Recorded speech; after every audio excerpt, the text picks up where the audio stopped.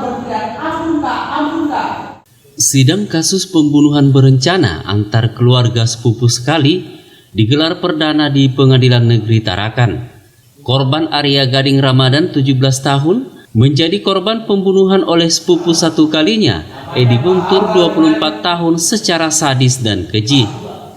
Jaksa penuntut umum membacakan dakwaan terhadap pelaku pembunuhan berencana yang melibatkan suami istri dan seorang rekannya terjadi karena faktor ekonomi. Dengan saksi yang telah menarik sekuat-kuatnya masing-masing unjuk kabel yang sudah terlilit di leher korban Arya Gading secara bersamaan dengan posisi korban pada saat itu terduduk, lalu setelah merasa korban Arya Gading terkapar lemas dan mengerang kesakitan dengan posisi lidah yang sudah dalam keadaan keluar dari mulut, namun pada saat itu juga terdakwa justru dengan kejamnya kemudian menusukkan lagi bagian dada korban Arya Gading dengan menggunakan pisau badik miliknya hingga berbunyi bu.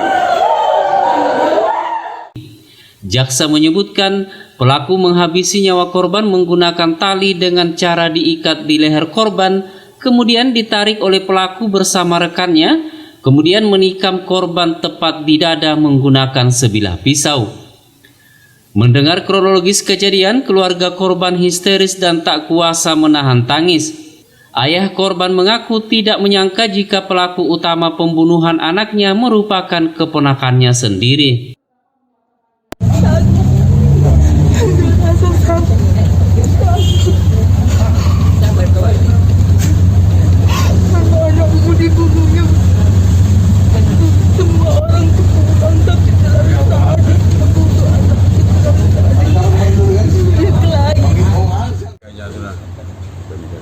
Keluarga supaya kalau bisa sidang ini kita harus diadili di pengadilan sini. Ya, kami minta semua pelaku ini bisanya diberikan hukuman seberat-beratnya, hukuman mati. Itu aja. Berdasarkan kronologis kejadian, setelah hampir 2 tahun dinyatakan hilang, orang tua korban mendengar kabar jika anaknya telah dibunuh. Mereka pun melaporkan kejadian tersebut ke polisi pada 27 November 2022 lalu. Polisi yang turun tangan kemudian menemukan mayat korban di Jalan Perum PNS belakang Blok D, Kelurahan Juwata Permai, Kota Tarakan, tepatnya di dekat kandang ayam. Setelah jasad korban ditemukan, polisi menginterogasi 10 saksi hingga pelaku pembunuhan mengarah sepasang suami istri yang tak lain adalah sepupu korban.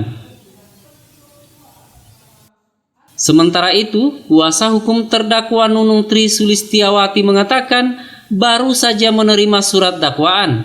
Dirinya pun meminta waktu 1 minggu untuk mendalami kasus yang menjerat kliennya tersebut. Nunung mengaku kliennya sangat menyesali perbuatannya. Selain keluarga dekat, korban dan pelaku juga sering kumpul bersama. Seharusnya kan biasanya 3 hari sebelum persidangan udah diserahkan kepada terdakwa. Tapi ternyata sudah dakwaan itu mungkin tadi pagi baru diserahkan. Jadi saya belum konsultasi ke klien saya apakah dia dengan dakwaan itu dia sudah terima atau tidak. Makanya saya minta waktu seminggu untuk mempelajari tadi di ruang sidang. Kalau dari kami sendiri sejak saya dampingi dari awal, terdakwa itu memang dia menyesal telah melakukan seperti itu karena itu saudaranya sendiri. Dan apalagi dia sering kumpul sama saudaranya. Nah itulah makanya dalam perjalanan nanti mungkin kita lihat fakta persidangannya. Ya, apakah masuk dalam 340 atau tidak. Pelaku dan istrinya berhasil diringkus aparat di kediamannya di Jalan Kusuma Bangsa, Kelurahan Gunung Lingkas. Dan satu pelaku yakni Mendila 45 tahun merupakan teman dari Edi Guntur. Mendila sendiri masih berada di Lapas Berau karena terjerat kasus narkotika. Kawat di leher korban ditarik oleh kedua tersangka dari arah kiri dan kanan sekencang mungkin. Para pelaku dijerat pasal 340 junto pasal 338 pembunuhan berencana dengan ancaman pidana hukuman mati atau penjara seumur hidup. Dari Kota Tarakan, Kenneth Helmi Harahap, Kaltara TV.